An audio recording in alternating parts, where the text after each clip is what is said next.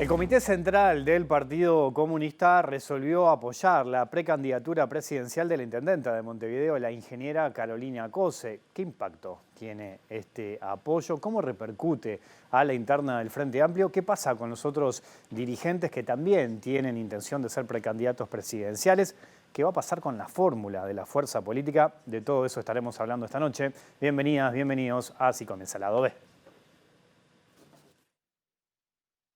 La declaración del Comité Central del Partido Comunista establece la necesidad de construir un programa que permita retomar las transformaciones generadas durante los gobiernos del Frente Amplio, que fueron golpeados por el actual gobierno. Para esto, se debe construir una correlación de fuerza social y política que haga posible los cambios. Ante esto es necesaria una expresión política que la materialice, que no se agote en las candidaturas, pero la incluye. Por eso el Partido Comunista del Uruguay propuso continuar con el proceso de construcción política que comenzó con la candidatura de Óscar Andrade a la presidencia de la República, que continuó en el trabajo parlamentario y se proyectó en la última elección departamental. Este proceso tuvo y tiene a la compañera Carolina Cose como una de sus protagonistas, por lo que consideramos proponerle la posibilidad de que sume a este esfuerzo colectivo con su precandidatura a la presidencia de la República, expresa la declaración. Entendemos que, de esta manera, podemos aportar a la construcción de un programa de transformaciones que nuestro país necesita y el triunfo del Frente Amplio en las elecciones nacionales, agrega el PCU. Sin embargo, en lo inmediato, el esfuerzo del partido se concentrará en dar respuesta a las necesidades urgentes del pueblo uruguayo, lo que incluye la gestión de los gobiernos departamentales frente amplistas y en la elaboración programática. Por eso, no deben adelantarse los tiempos y no debe haber campaña electoral antes de que el Congreso del Frente Amplio apruebe el programa. Y de todos estos temas estaremos hablando en vivo esta noche aquí en Lado B, en la pantalla de TV Ciudad, con Juan Castillo, secretario general del Partido Comunista. Juan, bienvenido a Lado B, ¿cómo andas? Un gusto tenerte por acá. El gusto es mío. Bueno, es un proceso largo de debate ¿no? Que termina con esta definición. Se viene hablando desde hace mucho, recuerdo desde el año pasado, siempre se le preguntaban a dirigentes del Partido Comunista qué iba a pasar, ¿no? A quién iban a apoyar. Se decía que el Partido Comunista tenía la llave de la interna del Frente Amplio, entre otras cosas que se señalaban. Bueno, se llegó a esta definición. ¿Por qué Carolina Cose? Bueno, por ese largo proceso de también un análisis político que se fue haciendo, que se arrastra desde nosotros, desde la campaña de elección interna anterior, en el 2018. En un escenario totalmente distinto. Los escenarios cambian, ¿no? Actualmente el Frente Amplio es oposición política, gobierna la derecha y lo tiene bien presente la mayoría de la población, que es de derecha el gobierno. Y en aquel entonces nosotros teníamos un gobierno de izquierda en el cual las proyecciones no nos indicaban lo mejor, no eran las mejores señales que estábamos teniendo sobre finales del periodo del tercer gestión de gobierno Frente Amplio. Había una suerte de desencanto o desencuentro entre la dirección política y el militante de base. No se encontraba mucha explicación o la razón por qué ir a militar a la coordinadora del comité de base. Entendíamos que habíamos cometido errores los dirigentes, la dirección, producto de esto después de una larga autocrítica donde se asumieron una suerte de despegue del relacionamiento con los estratos sociales, con las organizaciones sociales, de no salir a publicitar o hacer entender las medidas y la gestión de gobierno de las que se hacían, por qué se hacían y de las que no, cuál era la razón. Bueno, todo esto generó una impronta para el Partido Comunista en el 2018 que saliéndose de lo que era tradicional, porque en aquel momento nunca habíamos colocado un precandidato a una elección interna nuestro. Era la primera vez que esto ocurría para una elección nacional y esto resultó recaer en la responsabilidad para Óscar Andrade. Esa campaña fue una muy buena campaña. Esa campaña tenía además, impulsado por nosotros Óscar Andrade, pero impulsado por el MPP a Carolina Cose. Y tenía a Daniel Martínez, que también estaba allí, y a Mario Vergara. Lo cierto es que nuestros dos candidatos actuales, nuestros dos dirigentes actuales que estábamos haciendo mención, no salieron electos. Salió electo Daniel Martínez. De todas formas, nosotros hicimos un buen trabajo de relacionamiento con Carolina Cose, de hecho que se reflejó al haber sido electos para el Senado en las listas del 2019, de un buen trabajo en medio de la pandemia, en medio de una situación donde era muy dificultoso hacer política y donde había que pararse en un escenario que volvías a hacer oposición política.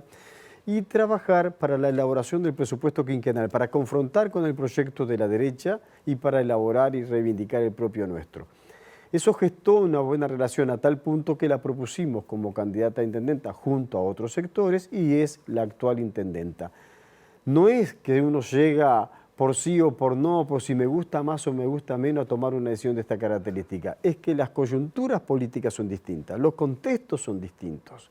En todo caso, lo nuevo en aquel momento fue que nosotros acudiéramos a una figura de prestigio, a un dirigente de nuestra propia fuerza política. Ahora la prioridad ha recaído, el análisis ha hecho que la mayoría, la unanimidad del Comité Central, optara por pedirle a Carolina Cose que acepte la candidatura. Es ese, contextos políticos distintos, coyunturas distintas, perfiles de dirigentes distintos, con el mismo objetivo, lograr conquistar el gobierno para el Frente Amplio. ¿Y por qué ahora? ¿Por qué se da este anuncio, este apoyo ahora?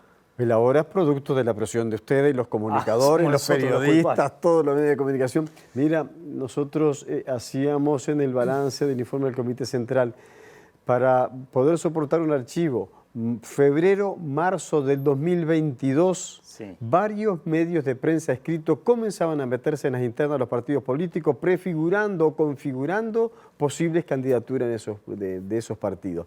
Desde allí para adelante, pero fundamentalmente desde mitad del año, no había una sola entrevista que algún medio nos hiciera que con micrófono al aire, o una vez que hubiese apagado el micrófono, está bien, está todo bien, pero ¿con quién van a ir ustedes? Ajá. Era una presión constante. Y no es echar la culpa o eximirnos de responsabilidades. Es que las presiones y las tentaciones y los nerviosismos no se detienen en las paredes de los comités de base o de los locales partidarios. También traspasan.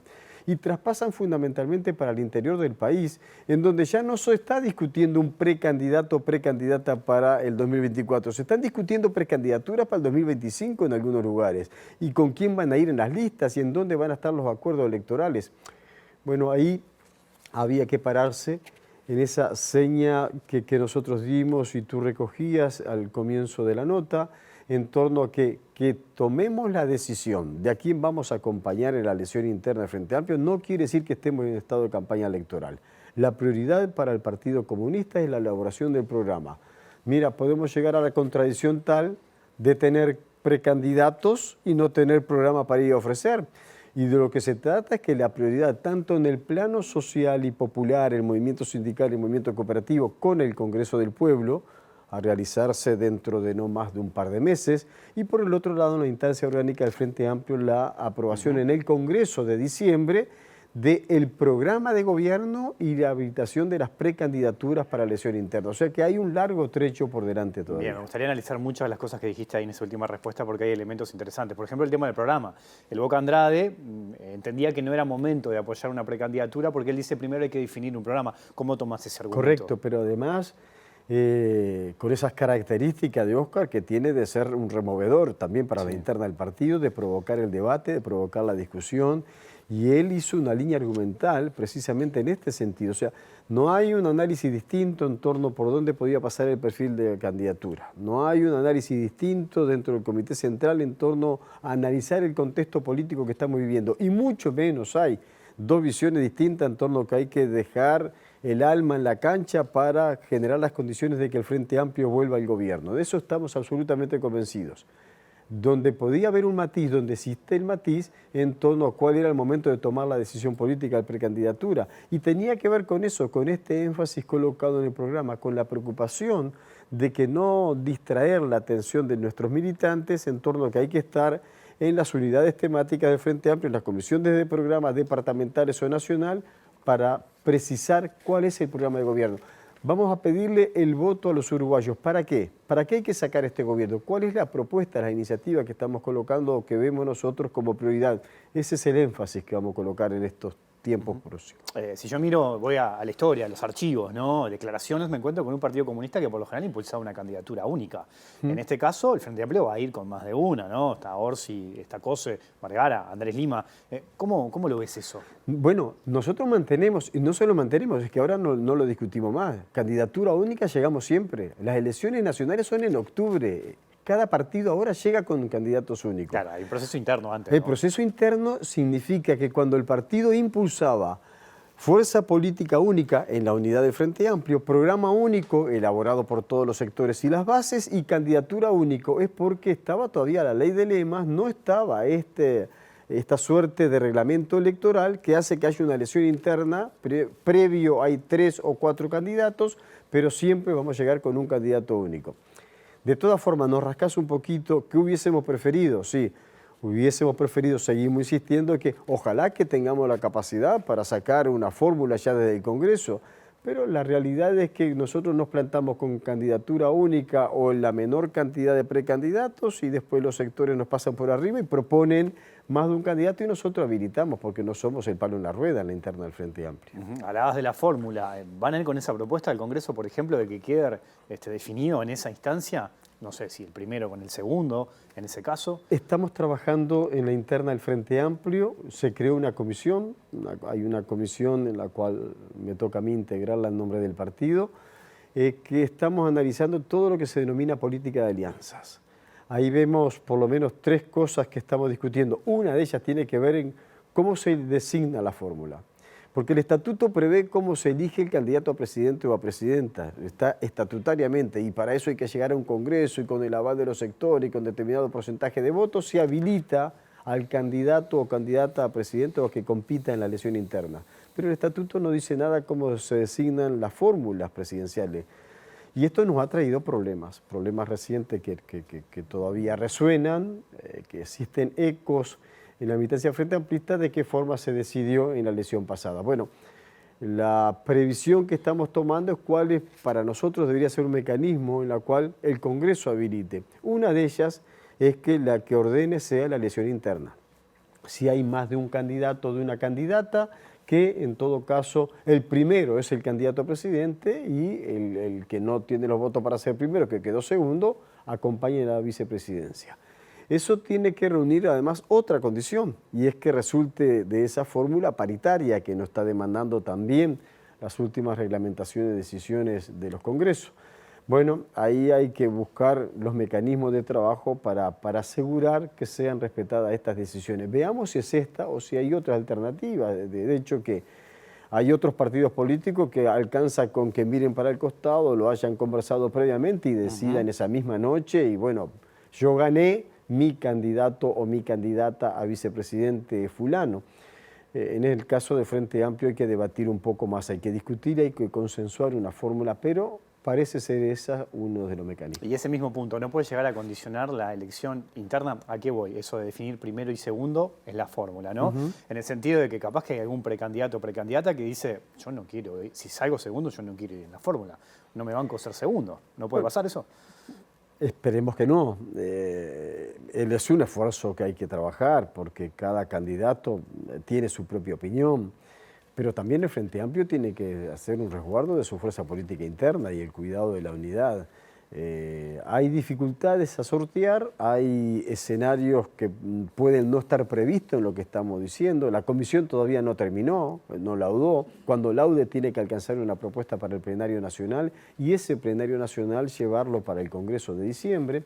O sea, hay un largo camino por delante que hay que dibujar todos los escenarios. Ojalá que no sea un escenario en el cual el dirigente diga no, en estas condiciones no, porque deberían estar pautadas con anterioridad. Mencionabas recién lo de la fórmula paritaria, ¿no? Hoy si uno toma las encuestas, no hay muchas, pero hay algunas que sí señalan que hay 2 precandidaturas, si se quieren, muy firmes, ¿no? La de Orsi y la de Carolina Cose. Uno puede pensar que ellos 2 podrían llegar a estar en la definición de esa elección interna del Frente Amplio, pero ¿qué pasa si son 2 varones los que terminan primero y segundo o a futuro son 2 mujeres? En ese caso, ¿qué ocurre?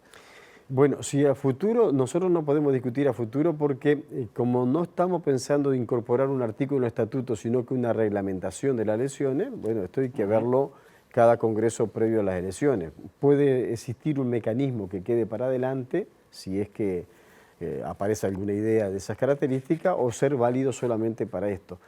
Si uno se afincara, si uno comprara lo que dicen las encuestas de opinión pública, bueno, estaría más fácil porque estaría resolviéndose la paridad a partir de esto. Pero lo cierto es que estamos hablando de un escenario donde todo parece indicar que hay 4 precandidatos hacia el Congreso. Andrés Lima, que ya aceptó y anunció y está en recorrida, Yamandu Orsi, que ya aceptó y lo han propuesto. Bueno, esperemos que la respuesta de Carolina Cose sea afirmativa a lo que le estamos proponiendo a algunos sectores, pero se va a tomar su tiempo para responder.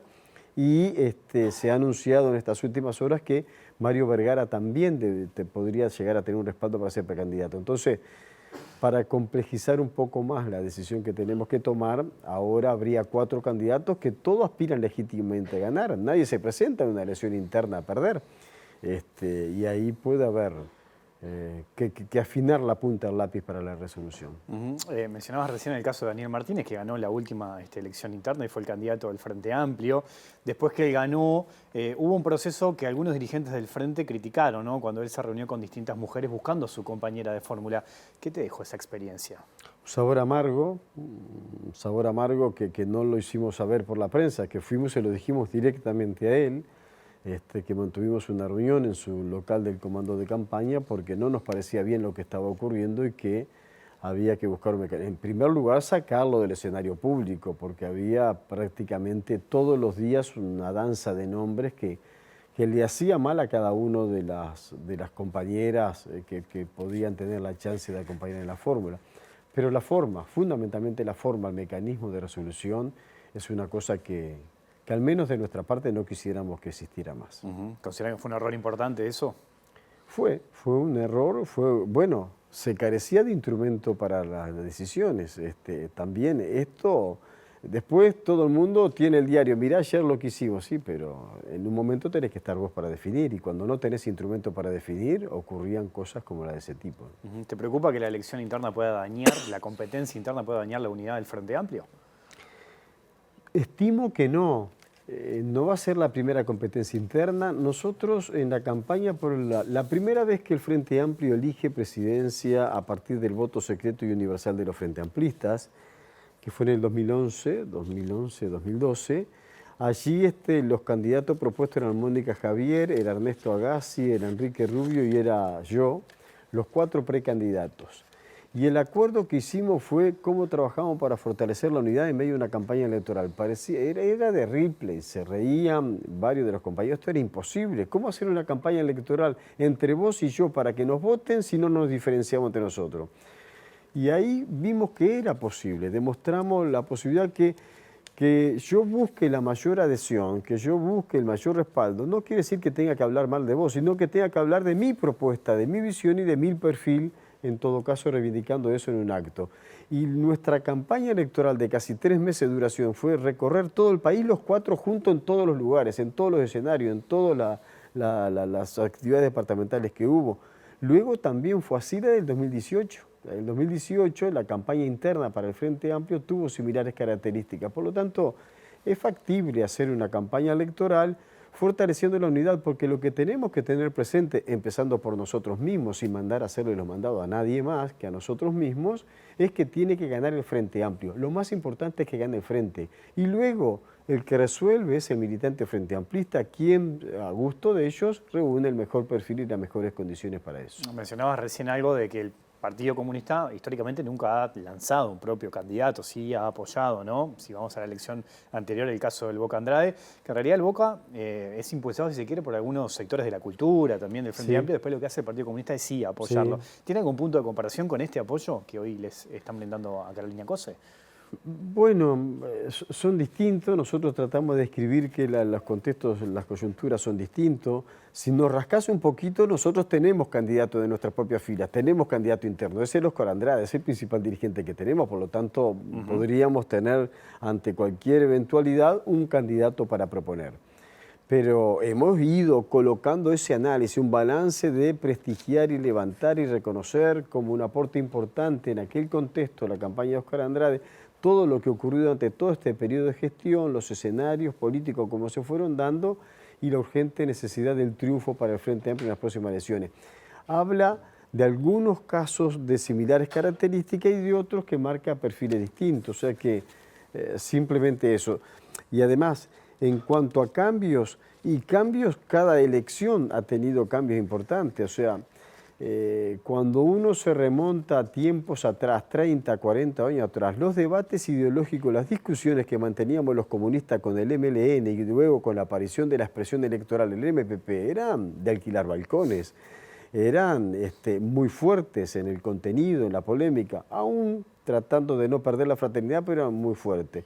Y nosotros, el tiempo llevó a que en una elección interna como el 2009, nosotros llevamos de candidato el respaldo para José Mujica, para Pepe Mujica.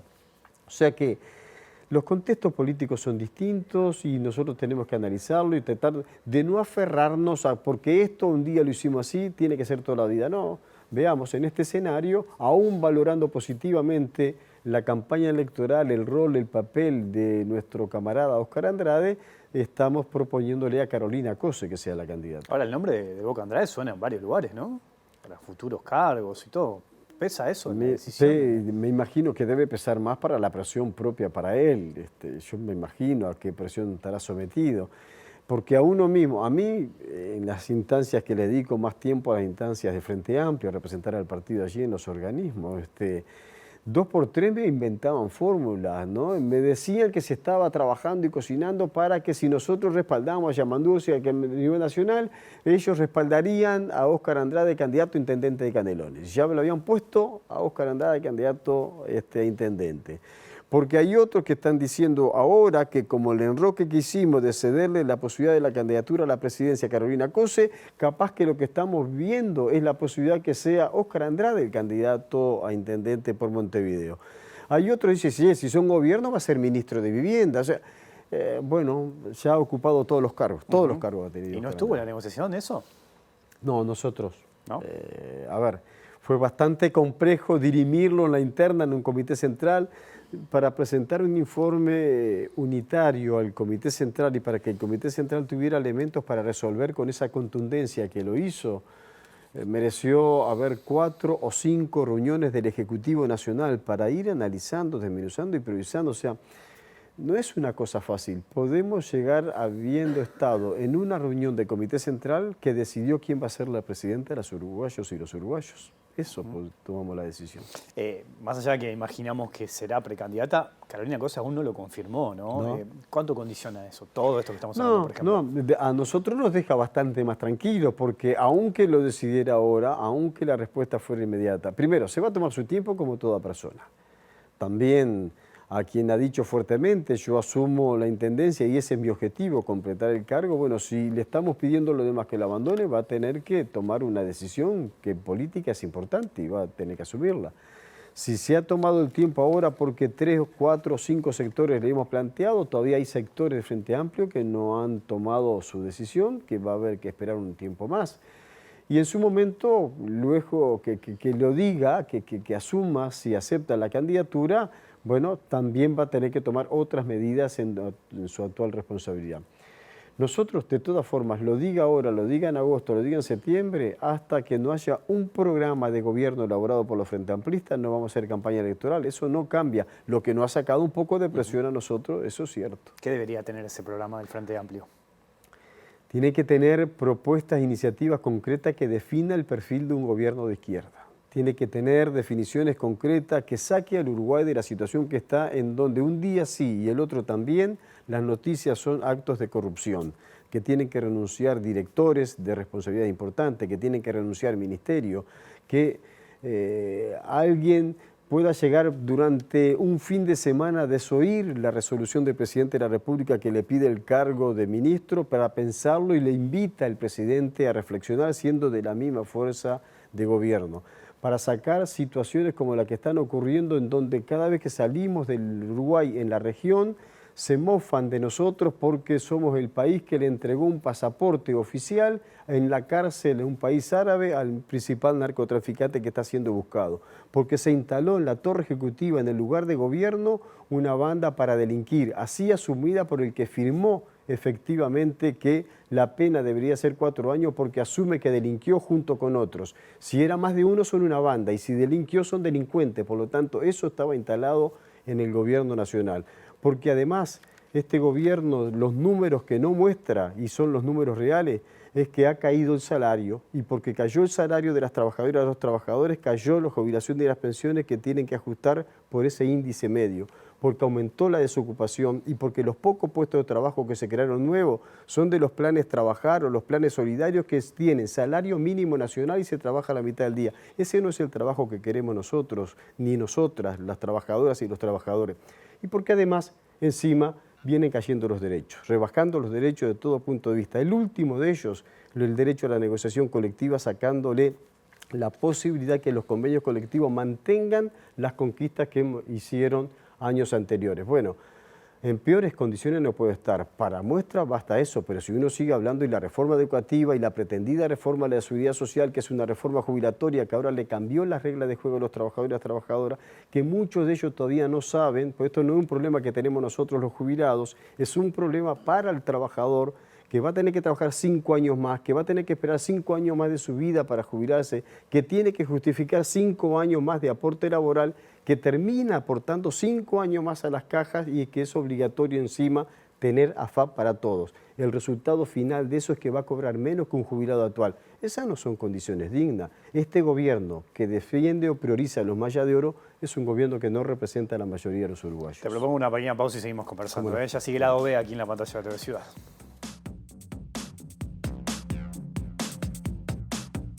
SINTEP invita al ciclo de charlas a 50 años del golpe de Estado, la huelga general contra la dictadura y en defensa de la libertad. El jueves 8, miércoles 14, jueves 22 y jueves 29 de junio a las 18:30. Inscripciones en sintep.org.uy.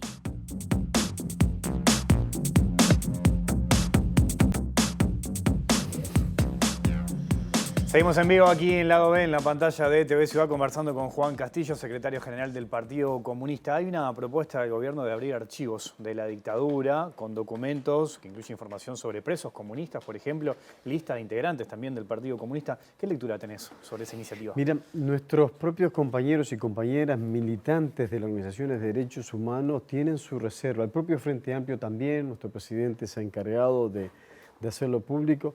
Nosotros tenemos nuestra reserva porque no estamos hablando de los archivos del Estado. No toda la población lo tiene claro. No son los archivos públicos que estaban en algún ministerio, en alguna instancia de la torre ejecutiva del gobierno y que por lo tanto en un gesto democrático el gobierno los abre. No, son archivos que lo tenía un privado en su casa, lo tenía un hombre que había jugado un rol en la dictadura, que se lo había llevado para la casa. ¿Para qué? ¿Para resguardarlo? Y no hay sospecha ahí, como existe de parte de nosotros, que pueda estar, como se le dice, implantado, colocado alguna cosa, maniobrado, agregado o sacado algo. ¿Quién da garantías de que eso no ocurra? Eso es una gran preocupación, es un gran problema. Y no es problema de poner una traba para lo que siempre hemos demandado y por lo que miles y miles de compatriotas militan en el tema de derechos humanos, marchan cada 20 de mayo queriendo saber la verdad y que haya justicia y nunca más. Al contrario, hay otros archivos, hay varios archivos, pero tiene que pasar todo, colocarlo en sus justos términos, también de la misma forma como saber toda la verdad. Para eso no hay que ir a buscar archivos, hay que ir a algunos de los que jugaron un rol importante en las Fuerzas Armadas, que digan la verdad sobre dónde están los desaparecidos, que fue la suerte de los que hoy todavía no están entre nosotros. ¿Pero ustedes temen que esos documentos puedan estar adulterados? Es una posibilidad. Eso es un gran temor que tenemos, una preocupación, que esté alterado. Además, de que están hablando de que son archivos que se arrancaron en medio de la tortura, ¿no? Esto no es un tema menor cuando a un hombre o una mujer lo someten a la tortura y lo hacen decir cosas en contra de otros. ¿Qué veracidad tiene eso? O sea, a nosotros nos preocupa, finalmente el gobierno está impulsando muy fuerte que esto aparezca y que se firme rápidamente para que esté en un uso de toda la población. Pero no quiere decir que esa sea toda la verdad que nos estamos demandando nosotros. Hay militares que tienen la información pero no hablan. ¿Hay responsabilidad del gobierno en eso? Hay cobardes políticos que todavía se siguen escudando en eso, sí, existe. Y yo creo que hay responsabilidad. Los gobiernos, todos, no exime de responsabilidad a nosotros. Todos los gobiernos deben buscar mecanismos constitucionales, mecanismos legales, para objetivamente que se sepa toda la verdad. La única forma es que hablen y que digan los que fueron o jugaron un rol importante en aquellos tiempos. Juan, te agradezco la visita esta noche aquí a la OE. Hasta la próxima. Sí, Nosotros nos vamos, se vienen las finales de la NBA aquí en la pantalla de TV Ciudad. Volvemos mañana en vivo, después de las 20 horas. Que pasen bien, chao.